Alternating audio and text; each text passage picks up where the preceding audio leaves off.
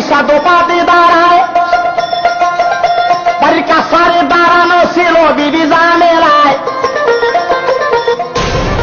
আরে বিবির দিকে তাকাইয়া তালুকদার বলিতে লাগিল, এই শাড়িটা কোথায় পাইছো তাই আমারে বলো। বিবি এইটাই আমার তাঁতের গো শাড়ি, তুমি সত্য করে বলো এখনই রে, এটা আমার তাঁতের গো শাড়ি।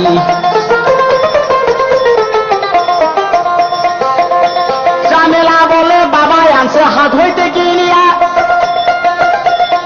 আপনার শাড়ি বুঝলেন আপনি কেমন করিয়া। এই দিকেতে একটা কাপড় পরছে ভাই, আরে নিচের দিকে আসলেতে সিল্লি দেখা যায়।